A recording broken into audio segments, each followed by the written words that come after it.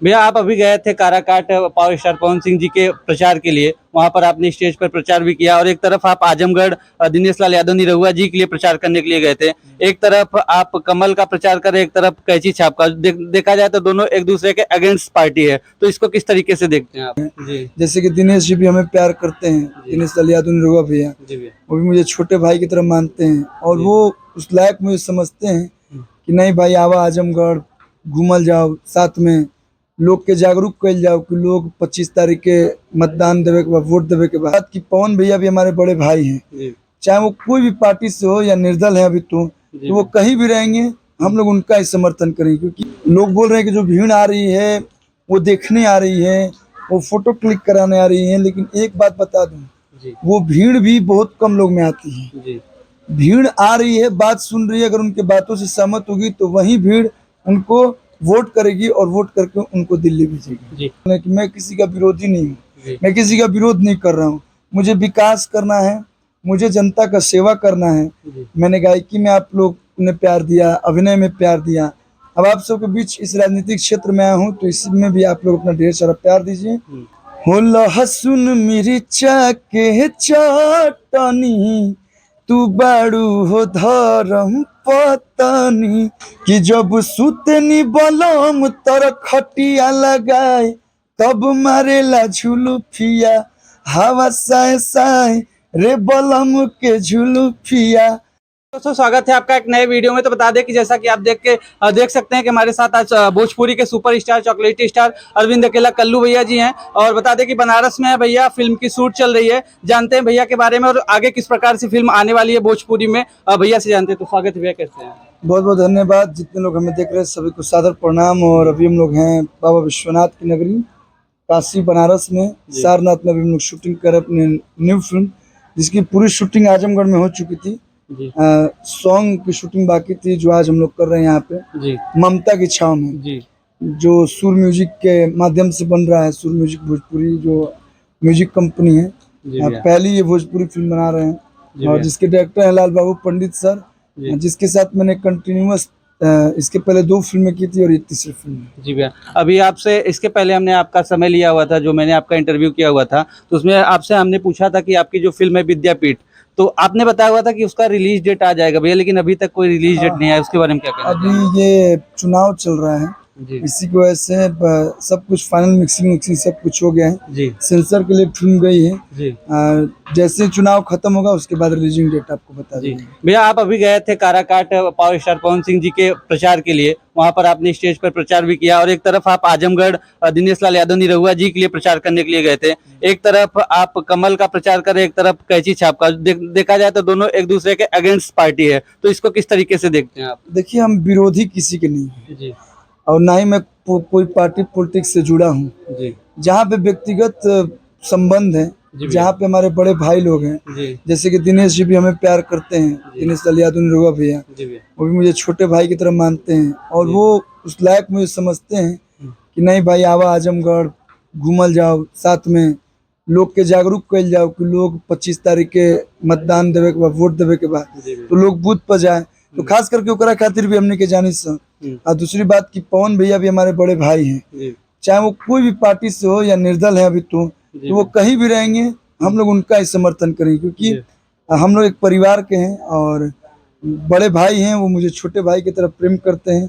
तो जहाँ प्रेम मिलता है, जहाँ अपनापन होता है, वहाँ आदमी को बुलाना नहीं पड़ता, वहाँ आदमी अपने आप चला जाता है। तो इसको हम बोल सकते हैं, जैसे पवन भैया भी अपने भाषण में बोले कि मैं किसी का विरोधी नहीं हूँ, मैं किसी का विरोध नहीं कर रहा हूँ, मुझे विकास करना है, मुझे जनता का सेवा करना है।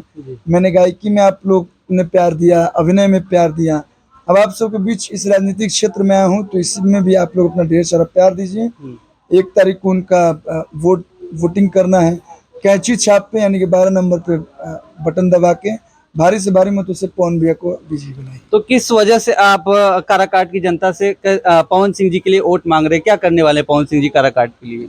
देखिए, उनका जो भी कार्य करने वाले हैं, उन्होंने सोशल मीडिया पे और वहाँ के जो भी लोग हैं दिन रात अपना सभा करके, सबसे जनसंपर्क करके सभी को वो बता रहे हैं कि मैं ये सब काम मैं करूंगा। जी लेकिन काम तब वो कर पाएंगे जब उनके पास कोई पद होगा, जी जब वो सांसद बन के दिल्ली जाएंगे और दिल्ली में काराकाट के लिए आवाज उठाएंगे। जी तो वो मुमकिन तभी हो पाएगा जब आप लोग उन्हें जिताएंगे। जी तो मुझे उम्मीद है कि जहां तक अभी दर्शकों का, जो जनता का प्यार आशीर्वाद देखने को मिल रहा है, जी भैया लोग बोल रहे हैं कि जो भीड़ आ रही है वो देखने आ रही है, वो फोटो क्लिक कराने आ रही है। लेकिन एक बात बता दूं, जी वो भीड़ भी बहुत कम लोग में आती है। जी भीड़ आ रही है, बात सुन रही है, अगर उनके बातों से सहमत होगी तो वही भीड़ उनको वोट करेगी और वोट करके उनको दिल्ली भेजेगी। जी देखा जाता है भैया कि अभी के समय में जितने भी भोजपुरी के सुपरस्टार हैं,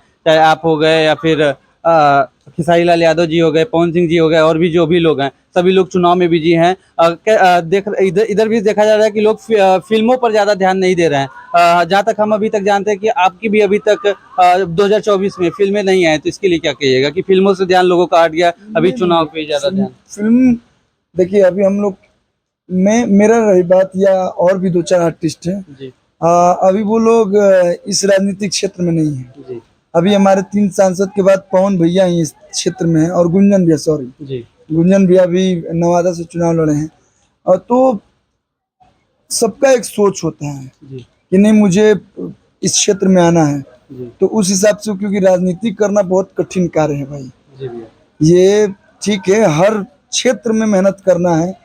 जिस क्षेत्र में आप काम कर रहे हैं उस क्षेत्र में आपको बहुत ज्यादा मेहनत करना है। जी लेकिन खास करके ये राजनीतिक क्षेत्र में जो है, मतलब जितना भी आप मेहनत कर दीजिएगा वो कम लगेगा। जी पहली बात कि लोगों के दर दर पे जाके, द्वार द्वार पे जाके लोगों से ये बताना कि हम चुनाव लड़ रहे हैं, फिर चुनाव चिन्ह बताना, फिर लोगों को जागरूक करना, फिर ना जाने 10 लोग किस तरह की बातें करते हैं। क्योंकि जब हम गायकी करते हैं, जब हम अभिनय करते हैं, तो उस समय लोग तारीफ करते हैं कि नहीं, आप इस फिल्म में अच्छा काम किए हैं, ये गाना आपका सुपर हिट है। जैसे ही आप राजनीतिक क्षेत्र में आते हैं तो कहीं ना कहीं वहीं 10 लोग में 5 लोग आपके लिए नेगेटिव बातें बोलते हैं। तो उनको समझाना, उनको मोटिवेट करना, तो ये क्षेत्र मेरे हिसाब से बहुत कठिन है। तो अभी तो हम लोग इस प्लान में नहीं है कि इस क्षेत्र में आए। गायकी और फिल्मों में ही अभी हम लोग काम कर रहे हैं। जी और रही बात इस साल में, तो इस साल में जैसे ही फिल्में रिलीज हुई, वैसे ही चुनाव एंड IPL आ गया। जी तो कोई भी नहीं चाहता है कि अच्छे समय पे फिल्म ना रिलीज हो। अच्छा समय होगा, फिल्म रिलीज होगी, इतनी गर्मी पड़ रही है और बाकी और भी बहुत कुछ होती है। तो जैसे ही ये सब खत्म होगा, वैसे ही फिल्म और गाने भी देखा जाए तो इधर भी अभी कमी आ रहे हैं। जो आ रहे हैं ठीक है, दर्शक प्यार दे रहे हैं, लेकिन चुनाव के बाद ही हो सकता है कि हम लोग की फिल्मों और गाने की भरमार होगी। अच्छा, देखा जाता है भैया कि आप भोजपुरी इंडस्ट्री में बचपन से ही हैं, लेकिन अभी उस हिसाब से देखा जाए तो आपकी उम्र के हिसाब से देखा जाए तो आप भोजपुरी के सीनियर कलाकार में आते हैं, तो इसके बारे में क्या कहिएगा? देखिए, कुछ चीज़ होती है वो गॉड गिफ्टेड होती जी। है। वह ना हमारे हाथ में होती है, ना आपके हाथ में होती है, ना ही मेरे पिताजी के हाथ में है, ना ही मेरे जो भी गुरु हैं उनके हाथ में है। कुछ चीज़ें होती है गॉड गिफ्टेड। तो जिस उम्र में जो मुकाम मुझे नहीं मिलनी चाहिए, वो दर्शकों के आशीर्वाद से मिल गया। जी ये भगवान का आशीर्वाद है। और मैं बहुत अपने आप को लकी मानता हूँ कि 8-9 साल की उम्र से ही इस लाइन में हूँ। आज मुझे 17 साल हो गया, 16-17 साल हो गया 2007 से देखा जाए तो।